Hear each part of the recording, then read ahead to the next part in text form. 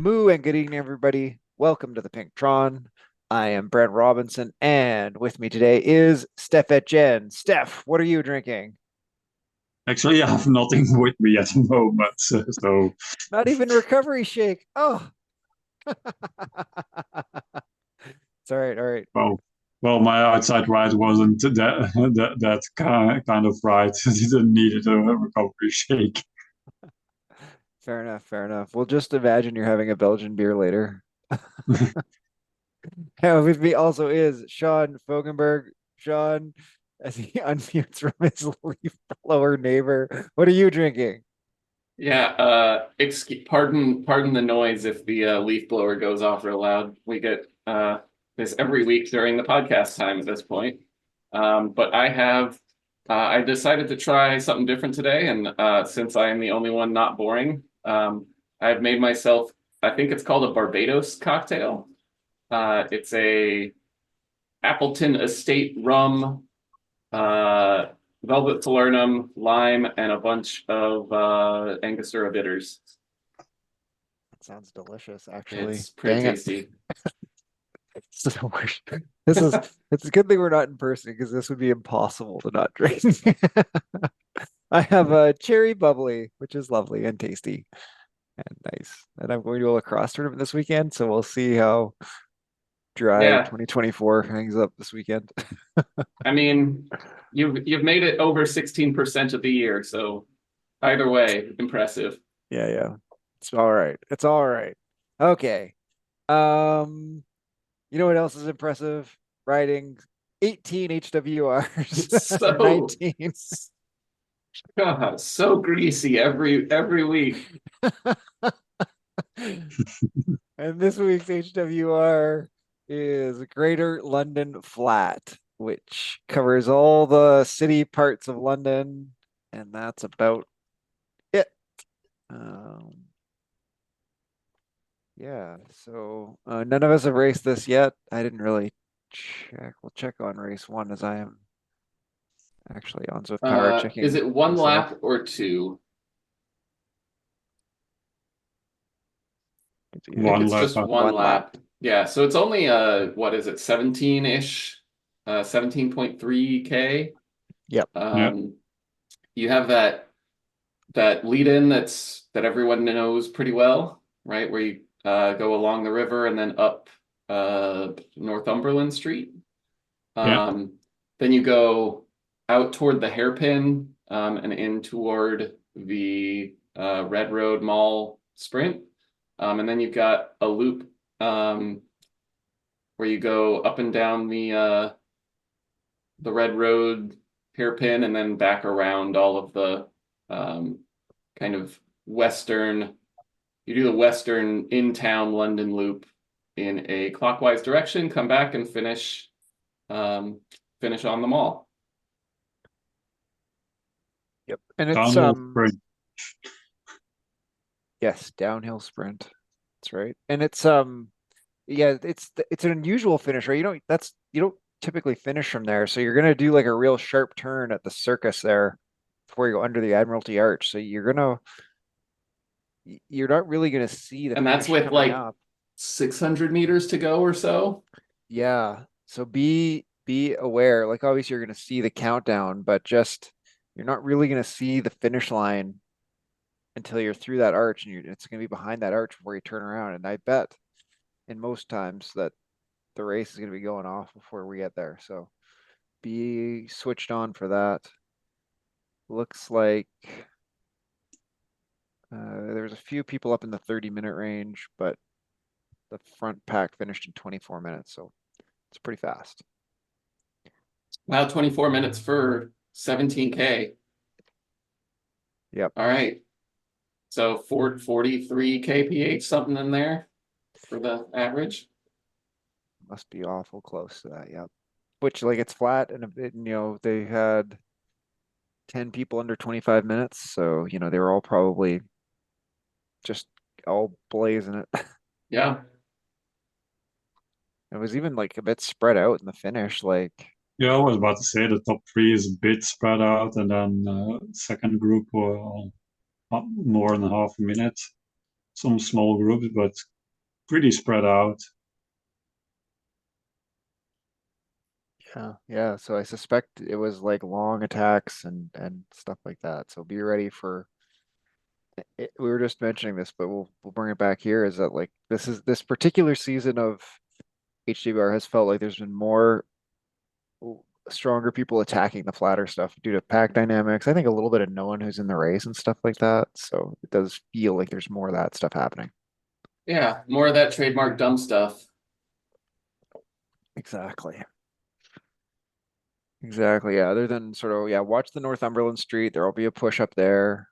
Um, there's not really, I guess there's kind of the climb up a little bit. I don't know what name of that street is, but up where that kind of right hand to left hand turn, there's a bit of a climb up there. It's nothing steep, but just be switching. It goes to about 2%, 3% maybe. So just be a little switched on, but Yeah, I mean, it even goes up to 4%. They're near like with two or 3K to go. okay. Just a little climb.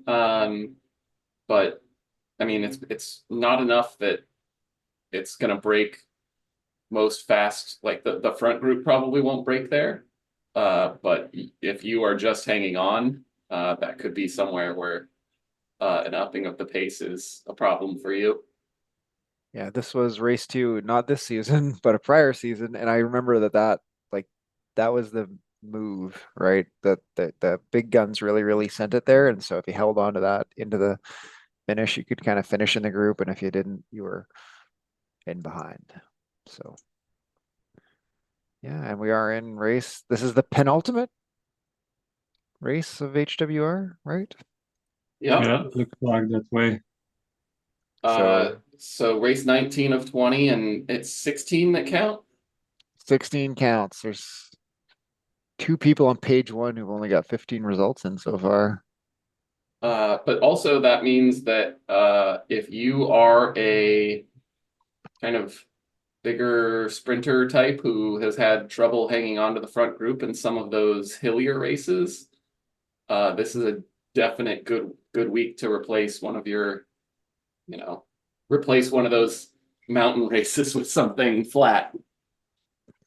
Absolutely, yes. This is definitely if you're a big power number flat guy, this is a good one for you. And play tactical maybe and search one of the races with fewer participants, or game the system a bit. Yeah, you race. I mean, you race with your time. There's a few people who I know can shoot those corners, but um, yeah, it's good. The it's been a good HWR. So get on out, get around London, and have a great race. Yeah, That brings haven't us. done too many HWRs. I think I did three of them during the season. I think this is gonna be the first one I've missed all season. I'm not gonna be back in time Sunday morning to do it, and I gotta go before the next one starts today. Unfortunately, sad to miss. That brings us to, I think, the herd beginner racing, which is sand and sequoias. And this time it's definitely Sentence Sequoias, unlike last week, where there was a bit of Oh a yes, mix up. But there was some confusion about it. It looks it's 2 and 3 laps. That doesn't seem Uh, right. that can't no, be right. it's one lap of Sentence Sequoias probably. Oh, 2/3 of a lap for E, Okay. Uh, 1 lap for C and D. I got it. I got it. Like 2 or 3. Oh no, 2/3. Got it. So yeah, not quite a full lap for the lowest part of the division, but I'm Do we wondering where know? that. Yeah, do I'm we know where that wondering where finishes? that finish. oh, uh, that is a good question. It'll Does it be finish? Does it finish on top of Titans Grove? That could be it. That is about 2/3 of the way through. That is almost exactly 2/3. So I think there's a Uh, very strong likelihood. That's 22. If I go that's to kind of mean. Like, okay, well, we won't make you race as hard, but the finish is going to be way harder. yeah. Yeah, that definitely well, and the interesting thing, of course, is so we got this clarified by Nate in the thing. So all categories are visible, but they do start in different pens at the Yeah, same time. So you can catch on. So, you know, if it really might be worth it if you're in those low ones to sell out to hold on just to the top of Titans because Titans is very draftable. So if you can stick that group at the top of Titans, you will probably get the win.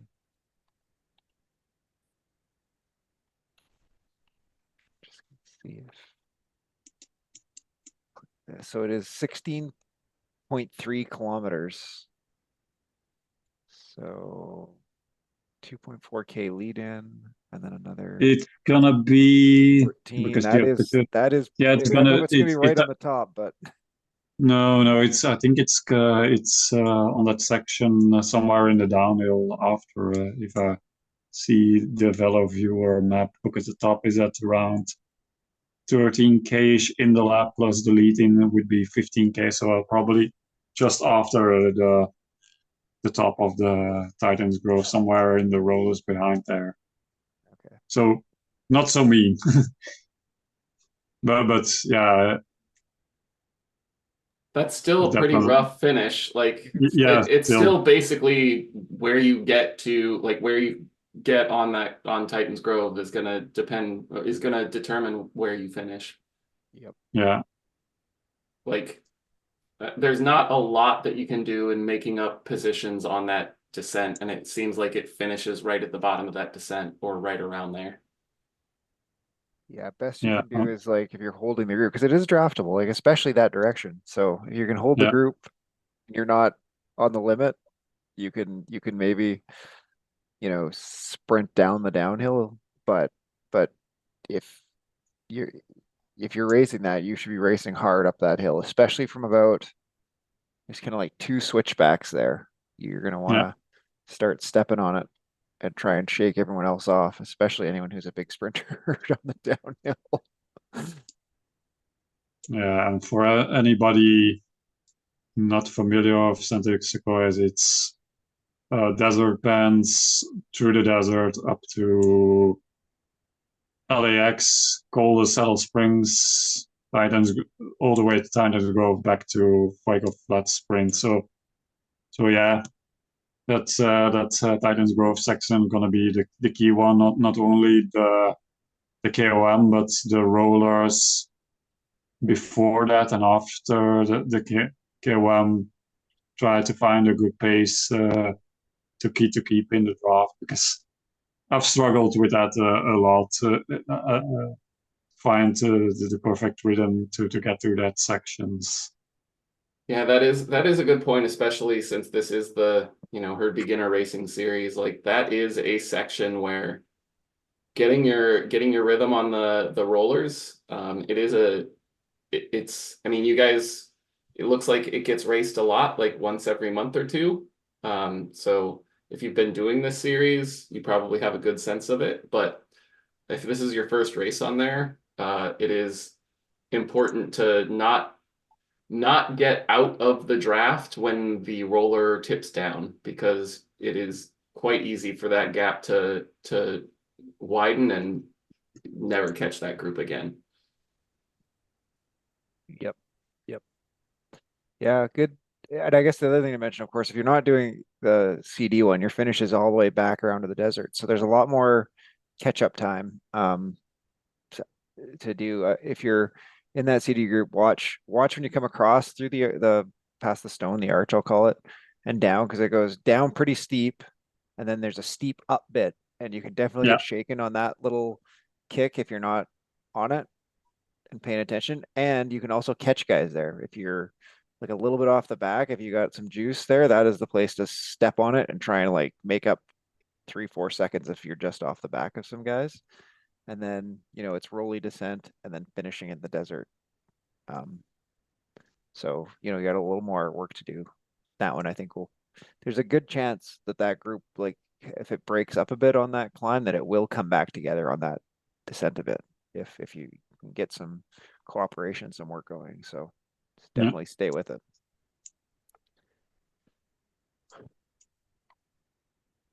Good. Well, good job, everyone, for being everything. Thanks to Nathan Tracta for the notes on how the Yeah. pins work. Yeah, and it's a nice course for beginners. Little bit of everything for people drafting in the desert and or climby rollers. See what you can do. Yeah, I think it's a really good like climbing course for like beginner climbers, right? Like it's not so Yeah, hopeless. You're not going to be like full stopped like you were on Innsbruck or the Alp or something ridiculous like that, right? So it's a good beginner climbing course because you can climb, but it's not so hopeless and you can still hang with the group. So, good stuff. That brings us to Climbers Gambit. We are on this is still the I Love Climbing series, I think Chris called it. Yes, yeah. I love The hills. I Love Hills. the, the final week of this series. Yeah. Last With week of the series. So yeah, this week we've got Epic KOM Forward yeah, on the big loop. So the climb starts at around 5K in. But the climb itself is so that's actually enough to get a decent warm up in on the road if you need it. And then the climb is Epic KOM Forward 9.5K at 3.9% average. That 3.9% is a little deceptive yeah, because you know you've got like long segments of it that are around 7.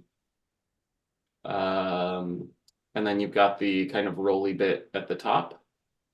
But yeah, that first, the kind of the start of it is pretty steep. And then you've got a like 3 to 5% bit over the bridge, a long segment up to the castle that's in the kind of 6% range. And then after the castle, you've got another 6% for a couple kilometers until the rollers start.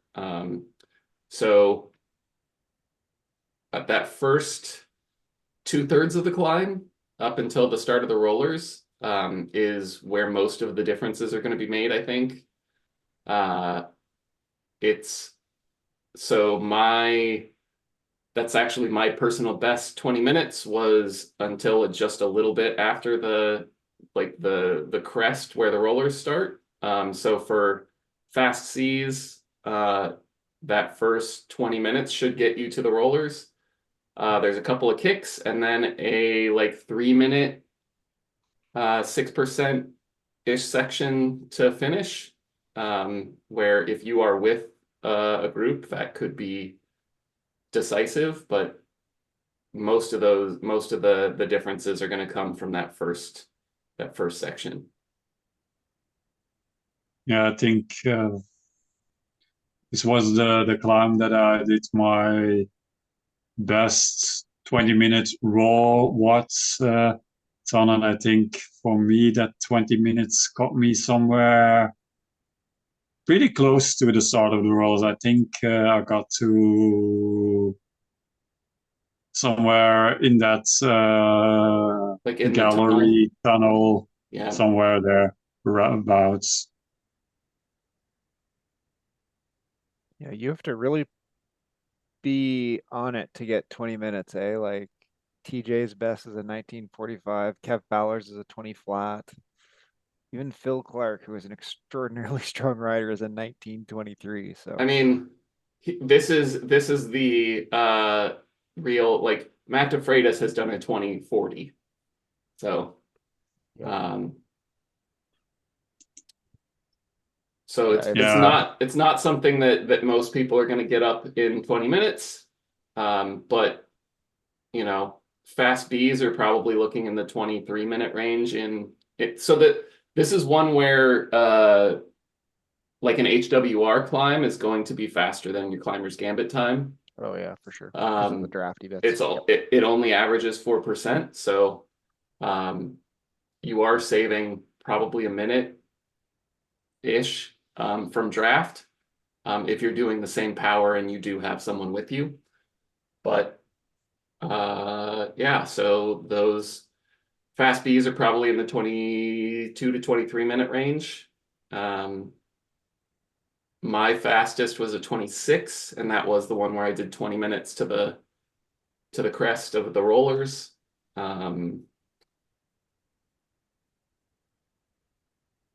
Yeah, Good. I mean, epic is what it is. we all know it. Yeah, most of us do, yeah. Um, I always If I- I always hate the tunnel, right? The tunnel always seems to be the life sapper, right? Isn't The it the tunnel right before you hit the rollers? Yeah. Yeah, so that oh that yeah, area the for me, gallery one. that area for me actually is so the times when I've really given this a full effort, um, that has been the moment where it's like, okay, I'm almost done because I'm usually going hard until the rollers, and then I just am surviving from there until the end. Um, so I kind of like when I hit that section because it's like, okay, finally. Yeah. Um, by full climber bike, I think there's no. I mean, there's some. Um, Well, Tron. yeah, like let's There's see. some. I mean, I probably rode Tron in HWR. So we did this as HWR in late December, like right before like the weekend of Christmas. Um and I'm betting that I was on a Tron for that. Oh, okay. Um because again, you had like there was some flat, the draft matters. For this, um let's see what we had this in Climbers Gambit in July. Oh, and I don't have screenshots in there, June so of 2023. Yeah.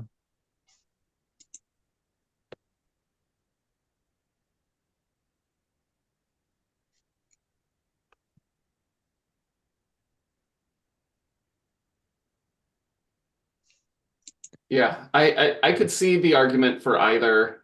Um, I don't know if I'm going to be doing it, but if I do, I could see going climber.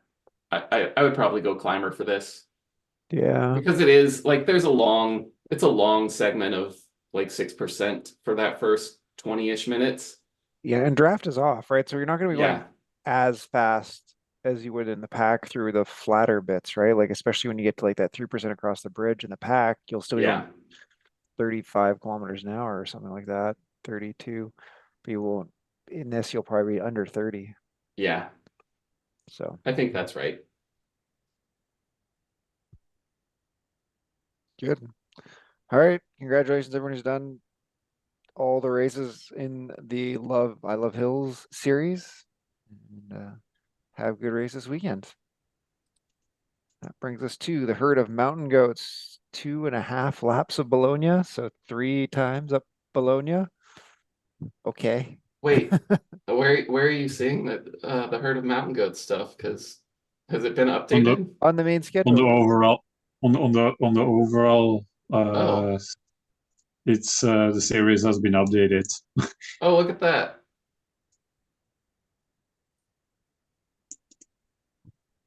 But yeah, 2.5 laps of Bologna.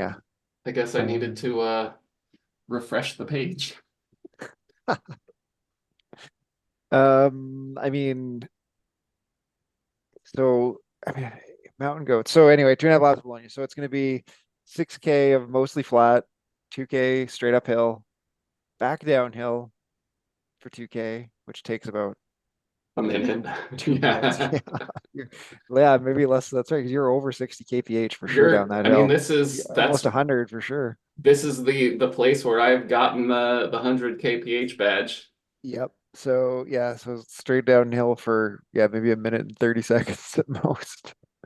And then 6K flat, well, 12K flattish, Yeah. 2K back uphill, 2 minutes or less downhill, another 12K flattish, and then another 2K straight uphill to finish.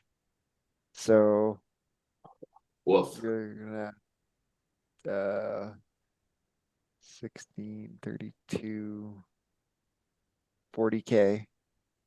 And that's 40K at race pace rather than the Chris Greenland Memorial Fondo of 100K of not race pace. Yeah, I suspect it's gonna chill out.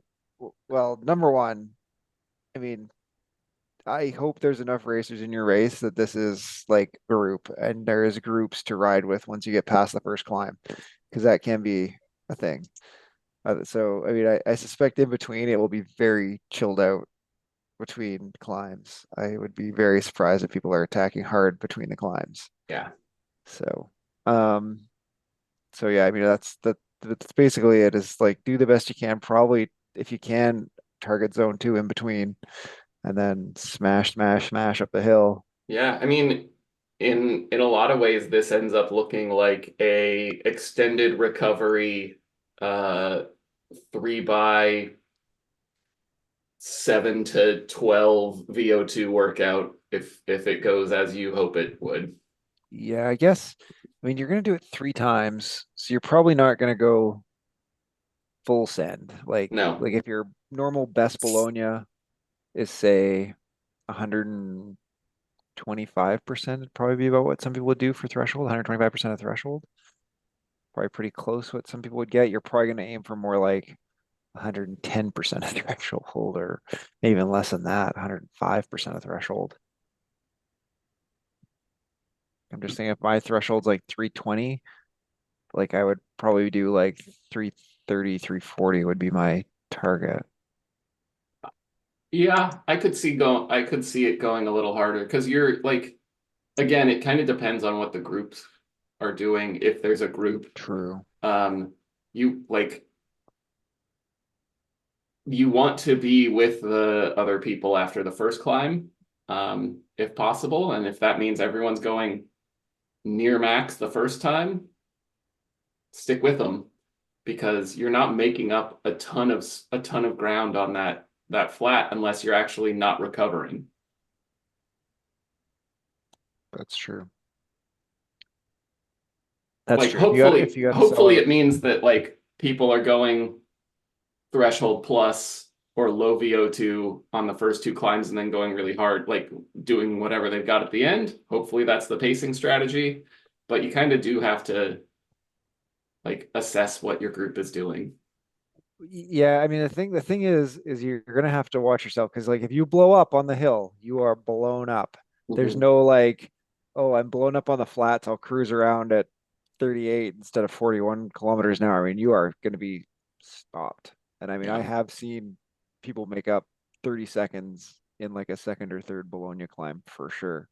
So, yes, you'll get your recovery, so to speak, in, but I mean, it will be it, you don't want to blow up hard, No. because you there will be time to make up on the hill. Potentially people who do blow up hard. So fun mountain goats. That brings us to the Stampede. We are doing, I think I've got it for a full run of sugar cookie.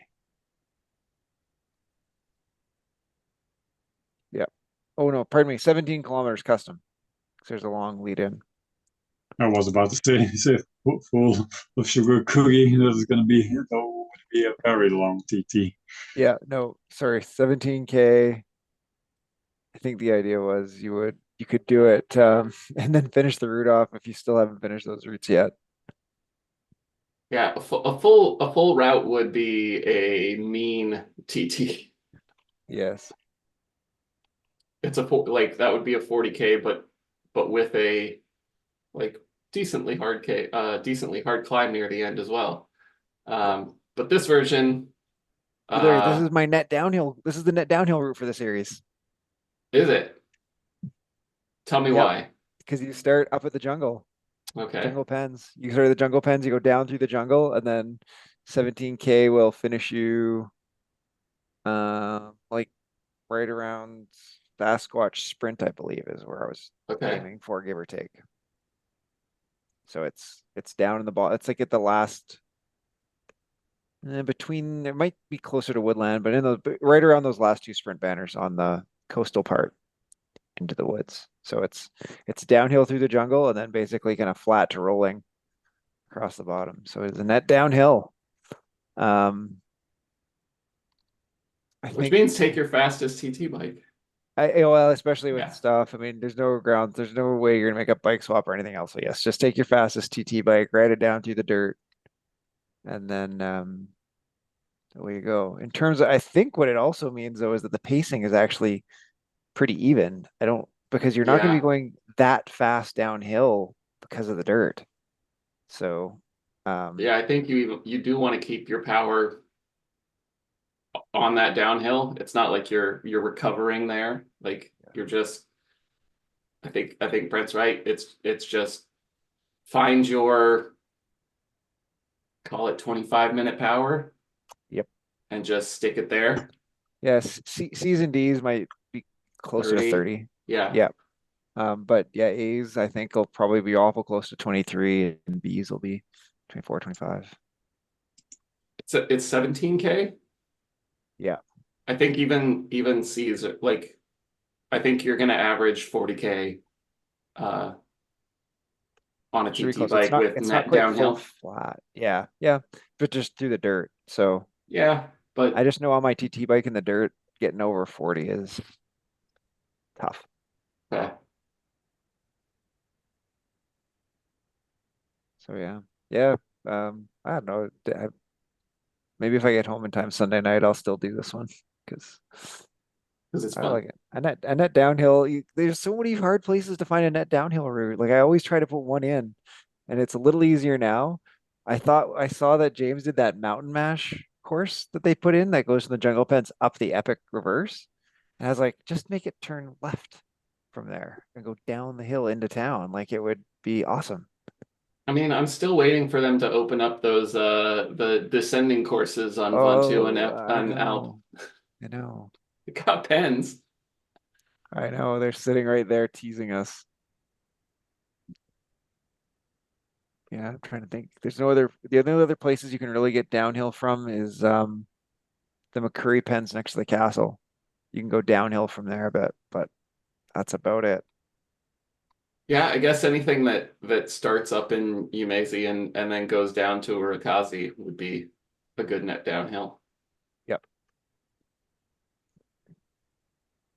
Yeah, but even I think if you start at the um like the village pens, it's barely downhill from there. Like I know you go down through either the wind tunnels or well no, Hmm. if you go have to go up into the city, Neokyo, and then go down, it's close. If you go down, what's the other? I don't know what you call the other thing, the gorge there. Yeah. It is downhill, but it's so long that it's like not as much downhill as you might think. You start from those village pens. But yeah, if you start from the castle pens, it's downhill for sure. I always like to have Ooh. it one downhill team. Ooh. Bullseye this week looks fun. Yeah, I was about I looked at it. You're looking at rooftop rendezvous, 6 laps, 6 sprints, finish at the top. Ooh, Yeah, that's brutal. was about to say we did 5 laps for our ladder club championship, and I think that was already brutal. But 6 laps, and Yeah, I find the timing of that finish is really, really tricky. Well, so do you think this is going to be a sprint? Or do Um, you think this is whoever has the strongest 4-minute climb? I think that people will go hard on the climb, but I think you'll still need to hit Hmm. probably eights to win the banners because the guys, well, Other people will be able to climb as well for as B's and you. A's for sure. I think you'll need to go that hard. A's might even need to get into the tens to win because some of Yeah. those guys will be able to go that hard and still hold on and win. A little lower than that for C's and D's, I guess. But well, Especially because you're D's might doing still need to sprint that six hard. laps. Yeah. I don't know that. Yeah, we'll see. Um, it's a fun race for Bullseye. And I think it comes around and then goes right back up, right? Like, there's no like recovery after that. Like it's just up, down, up, Yeah, down, up, down. That's it's why I'm basically it's a hill repeat course. Yeah, and Yeah. that's why I'm saying like, is this just like whoever is the best climber is going to win because you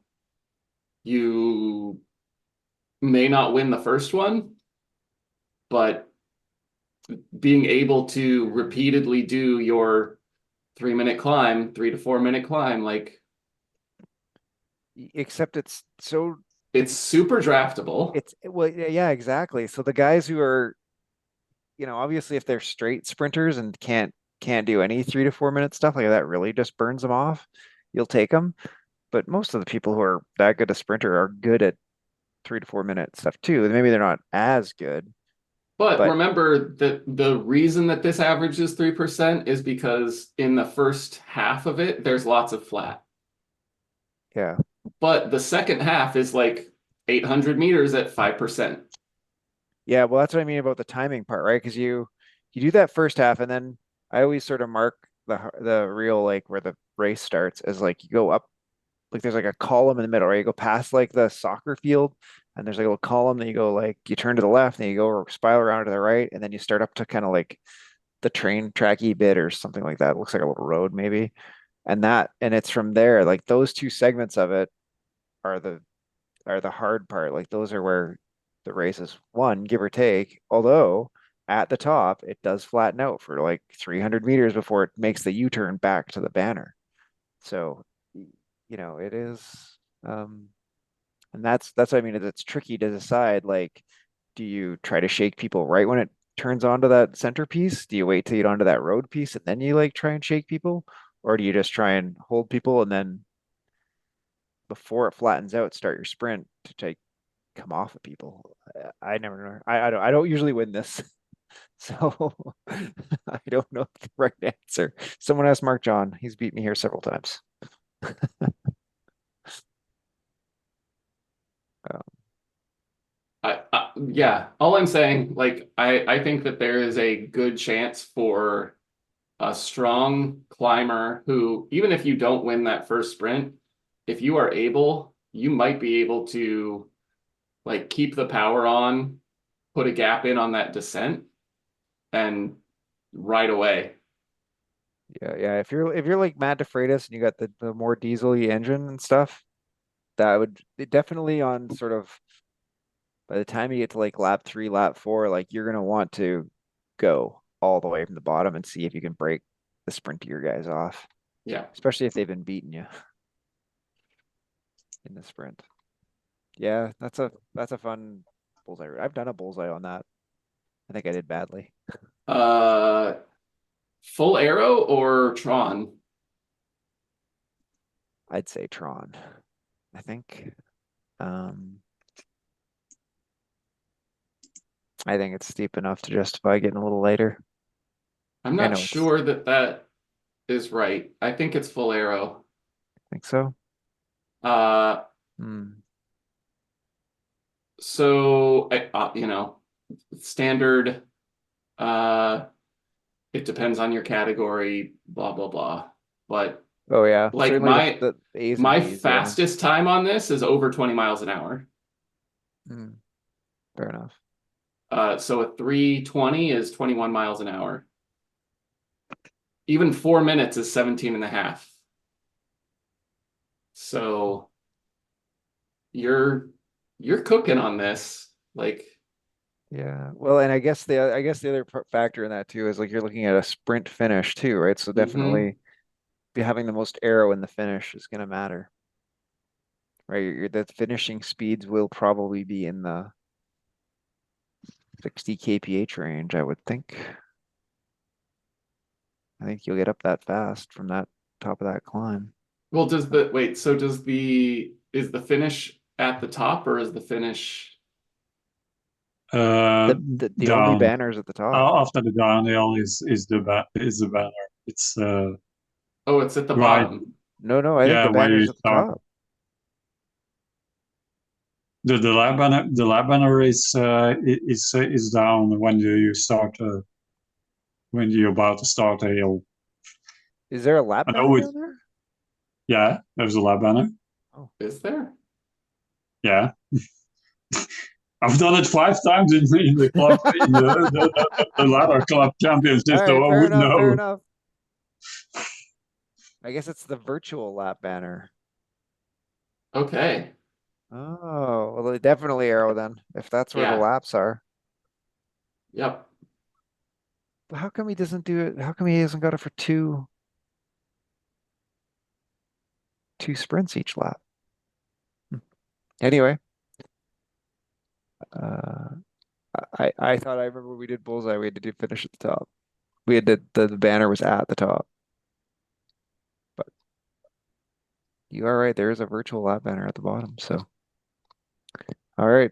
Well, um, if you listen to the picture on your Racing Bullseye, post a comment and ask Mark or Craig where the banners are for sure for the sprint points. Uh, but Steph is right. There is a virtual banner at the bottom, but there is a KOM banner at the top that you go through.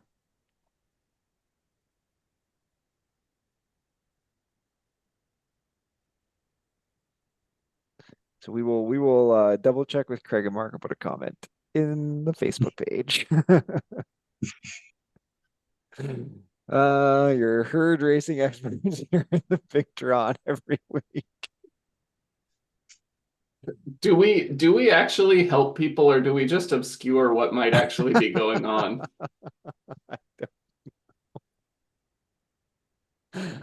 Uh, Uh, one more herd winter racing next week on the UCI Harrogate course. Um, do we know so that's a fun course. I don't know if it's one lap or two. Uh, one lap, so a 20-ish minute uh race. That'll be a fun one. yeah, that's Hopefully I'm feeling healthy enough to do that one. Uh, do we know what's happening after the end of HWR? Has that been figured out? I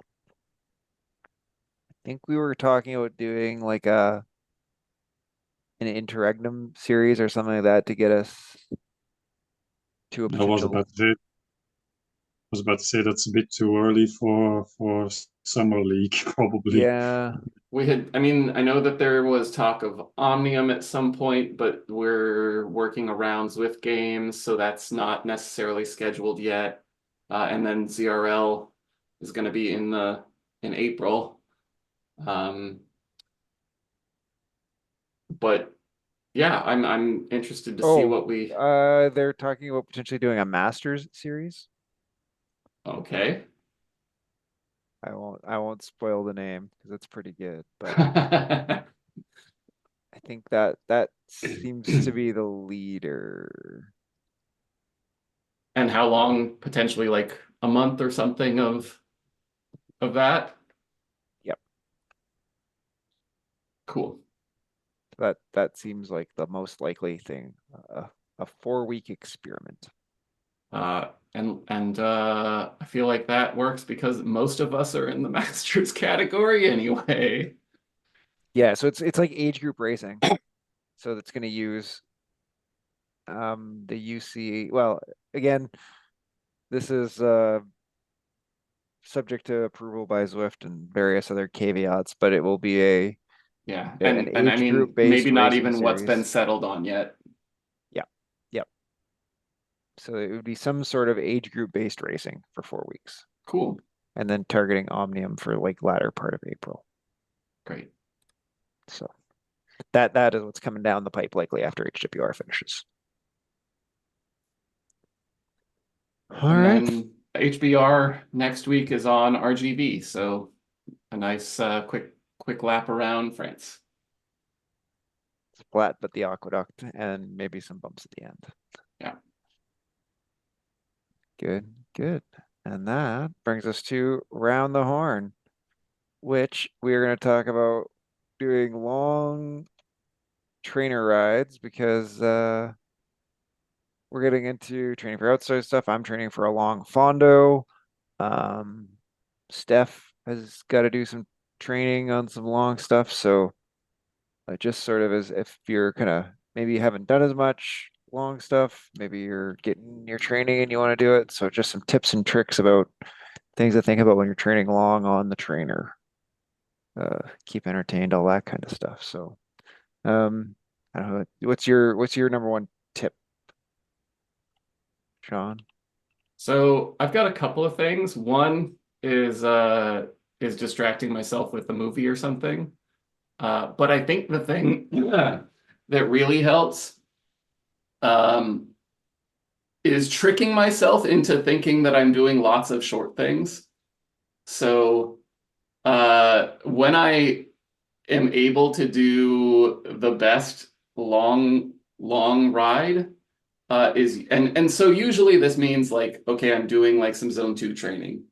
But it can even be like, so on Sundays, my usual plan at this point is do, and it kind of depends on what the course will be, but so I'll do like Climber's Gambit, and maybe do 2 or 3 laps on the like on that climb.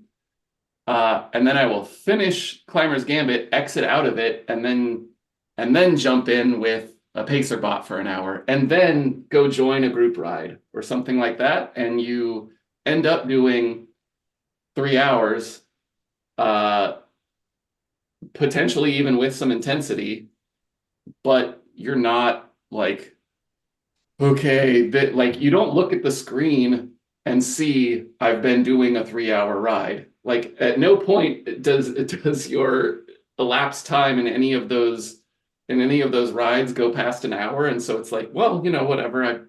This doesn't feel as long. On Thursdays, like jumping between different group rides, like hopping in with the like Herd Thirsty Thursdays and then jumping on and doing something else, and like getting a few different group rides in is another good way of kind of tricking yourself into like accidentally doing a long day. Yeah, yeah, the stringing different things back together is definitely a trick I use too. Like you do a race and then you kind of cool down. It's like, all right, now I'm gonna maybe put on climb portal and go do a climb portal Mm-hmm. and do the full climb portal. And then it's like, all right, now there's a little group ride I can jump into. Yeah, that's a good one too. I think I think in terms of things to remember too, like you're going to get hotter and thirstier indoors because you're probably sweating more, most of us, than you would outdoors at that sort of volume of distance. So bring extra water. There's no reason not to. Um, Make sure I think the one potential pitfall of, oh, and then I'll just jump into this one other thing. And if you're not actually planning ahead that like today I will be doing 3 hours, if you just like keep hopping into the next thing, uh, and you don't take the time to get off the bike in between them and say like, okay, well, I'm gonna do this one more thing, so I should grab the nutrition for that one more thing. Um, that can get dangerous because then you like accidentally, oh no, I've done 3 hours and I've only taken in 60 grams of carbs. So like having a good sense of how long you would like to end up riding and then making sure you've got the nutrition for it is important. yes, you will be having not a very fun time if you get to like 2 hours and you haven't taken in any nutrition of any kind. You'll be a hurting unit for sure. Um, I mean, I even just riding long zone 2, if I haven't planned well enough, by hour three, even if I'm taking in some carbs, like that kind, like it's not quite a bonk, but that like lightheaded, like, ooh, ew, am I okay? Feeling is not fun. And then can actually, this is actually something that I have found is that like if you go a little too hard and haven't been fueling well enough, that feeling that you get of like I am not well fueled enough can actually inhibit your appetite afterward and prevent you from getting the proper nutrition in after your ride. Well, yeah, you feel garbagey and like, number one, you feel like garbage, so you don't like to do it again, and that's not really what we're here for. I mean, training is hard, but it's not supposed to be torturous that much. But yeah, you can't recover properly, right? Because you're all messed up. Like when I have like when I get into that hole, I find it really hard to eat anything. And so the only thing I can actually get in is more liquid calories, like doing a recovery shake or something. But it really is important to like keep on top of the nutrition as you go, especially on long rides, because once you are done, you're like you are not keeping up with your nutrient. Like even if you are eating 100 grams of carbs an hour. If you have trained your gut to be able to like just dump carbs in yourself, you're still not getting, you are not fully replacing what you are expending. So it will be important to fuel afterward to replenish. Uh, and like I find that if I have not been keeping up on the bike, it's really hard to eat afterward. I must say, I am a absolute vulture after a bike ride. I'm terrible, and the worst part is I'm like not particularly choosy about it either. It's like whatever type of like, oh, peanut butter on a like a jelly bean is definitely going in my stomach right now because I just biked for 3 hours. I get what's like that behavioral psychology term for when you like you do something and then you're like, oh, I just did this thing, so like compensation theory or whatever. It's like, oh, I just biked for 3 hours, so now I can totally eat 16 pounds of marshmallows. There's also a bit of like your fatigued brain is not good at making choices. That too. That too.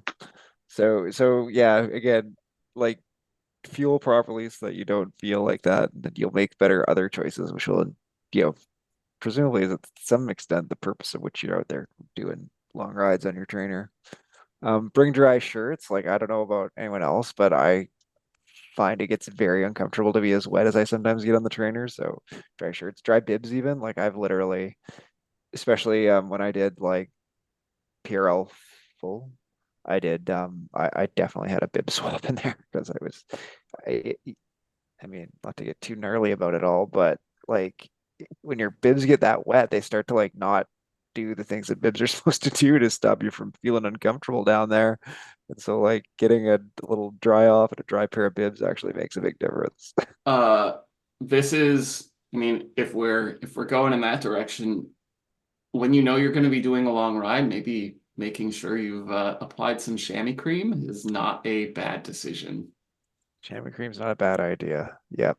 I sometimes skip the chamois cream because I just don't like to have to clean up that much stuff, but it can be miraculously helpful. I've actually never used semi cream ever before, or I've done pretty long rides, so never used it myself. I But like yeah, the in the chamois butter. Chamois butter. I've used chamois butter. The ASO stuff is actually magical. It's got like a Ooh. little bit of kind of minty mentholy stuff, so it kind of like feels very refreshing, actually.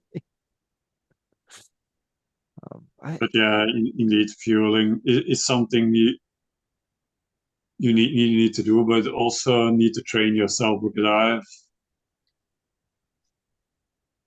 just sometimes on longer climbs, I need to force myself every 5K or X amount of time drink a sip of Drink your car mix. bottle Yeah. or whatever, something, because like you said, it's goes by fast. You're riding, you think, I've ridden out an hour and a half, and you're drinking like half of your water bottle, your bottle of something. So it's definitely it can happen. I've happened to it before, and then the end of the ride, you start cramping up and thinking, "Oh God!" I have, especially if you have the fuel on your bike, have the all the nutrition on with you, but you don't use it. So, Absolutely. No, that's a good, I mean, that is another thing. Like there's legitimate practice of feeling and getting used to it and understanding how your body feels when you need it. All that kind of stuff is all part of the purpose of it. So one of the things that we were talking about, like, you know, one of the tricks is kind of jumping into different rides. Uh, this was something uh,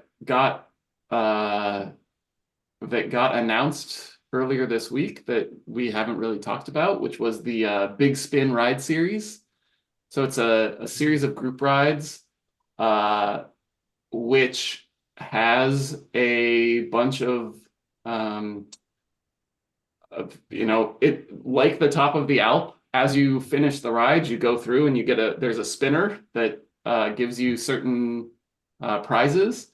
And I think that there are a couple of prizes that, in particular, Brent is going to be really excited about. There's a Oh, rainbow tri-spoke wheel. oh, that's the triathlon wheel they've been talking about. I didn't see the picture of it, but I saw an article about it. Oh yeah, that's a hot looking wheel. I bet that I'm gonna want that one. Here I'm gonna share the link here because you're gonna love that. But yeah, so hopping in on something like this would be a good way of Oh like, yeah. yeah, you like that wheel. What, that's amazing. That's definitely 100% going to be my new wheels, no doubt. Unless it like really slows you down. I don't know what that blue thing is with the arrow fairings It on looks it, like it's but a tri-spoke with a disc, so you know, oh yeah. full triathlon wheel. And then there's like kit unlocks as well. So this does seem like the kind of thing where if you're just you want to be riding around a lot, like hopping in on some of these and getting all of these different prizes, like seems like a fun way of doing it. For sure. Yeah. And there's a weird I guess looking bike that you can get too, the Atomic yeah, what is Cruiser. that thing? Is that what it's called? That is a strange looking device. Um, I guess the only yeah, other thing I'd say is make sure like, when you're outside, like do you guys use rocker plates, either of you guys? I don't have one, but no, yeah, I mean, like when you're outside, you're gonna get a little more moving around and motion and stuff. So like, if you don't have a rocker plate, do like make sure you're once in a while you get up and just pedal out of the saddle and shake your stuff out. Just move, get different stuff involved. If you sit too still, you're gonna find it's not good. So if you gotta like force yourself up a climb and get out of the saddle on the climb, That's move what I around. do every time. Like, so I did I think it was 100 miles on most of it was on the volcano circuit um over the Rafa 500. And like that means every 7 minutes or so you're going around that loop, and there's that little climb, and that's the perfect, like, okay, every 7 minutes I get 20 seconds out of the saddle where I'm just like slowly grinding myself up there. But um, you're right. Like, I think that I usually on longer rides, whatever route I'm on, anytime there's like a short kick, I'll get into a couple harder, like drop a couple of gears and get into a couple gears harder and just keep with the group, but be up out of the saddle for 15, 20 seconds whenever there's an opportunity. Good. Well, Yeah, what helped me, because sometimes with my training plan I have bigger endurance rides during the weekend, but sometimes the weather is too bad outside to do it indoors. And what usually helps is, for me, like Sean said, movie, but joining group events. So if like Tour de Zwift was on, having people around you virtually to ride with it's kind of nice. And yeah, I've never gotten into the movie while I'm on Zwift, but I'm a big podcast guy when I bike. When I'm not doing yeah, races, like when I race, I put on like fast music, but when I'm just cruising or training or something like that, I like podcasts. I don't know. Yeah, Seems like I have two screens here, so I usually have like Zwift on one, and like when I'm doing a long ride, I'll often do a movie. So like oh really? I did the full Lord of the Rings trilogy over a couple of days during the RAFA 500 extended. Yeah, when I first got into the training and stuff, the one that I watched, like literally, I had the entire box set. I still have it to the day of Battlestar Galactica, the original series. That was what I watched when I was on the treadmill. yeah, Which, like, that series starts off like as one of the best television series I think of all time. Gets a little rough at the end, and when you're Doesn't end trying that to way. train, you're like, "What is happening right Writers, now?" it was the You writer's just strike. fall off your treadmill. Anyway, but yeah. And yeah, I've done watching while you're riding on your own bike, watching some professional bike riding as well. Some it's the Planet Ride, like the maybe I'll stage have to Yeah, maybe I'll have to when whatever. we used to have access to GCN Plus, that was a nice way to uh, Yeah, consume cycling content while on the bike, but no more. darn. All right. yeah, yeah. My cycling viewing consumption has dropped, because usually before there was just what are 3 races planned. Or what you finish of that, switch to another race, and switch to a third race. And now it's luckily in Belgium we have uh, our national broadcaster, so it's usually they broadcast, well, all the Flemish races and such, and the big races as well. So it's quite nice. Good. All right. So while we were doing some of that, I looked up the bullseye notes from the July 26, 2022 event, which was on Rooftop Rendezvous for 6 laps. And in the comments to that, it notes that yes, there's a banner, but the banner for the points is at the top, but the finish of the race is at the bottom. So Okay. it is assuming that the point setup is the same for this event as it was for that race. It'll be points at the top during each lap, but then the finish is at the bottom. So I think I think to Sean's point, probably arrow because it's double points at the bottom and it's a finish at the bottom on the downhill. So there you go. It turns out we were all right. And I think on that note, we will say thank you to Stef Etienne. Thank you to Sean Fogenberg. Thank you to everyone for listening to the Pink Tron. Enjoy your races this weekend, everybody. Moo and good night. Right?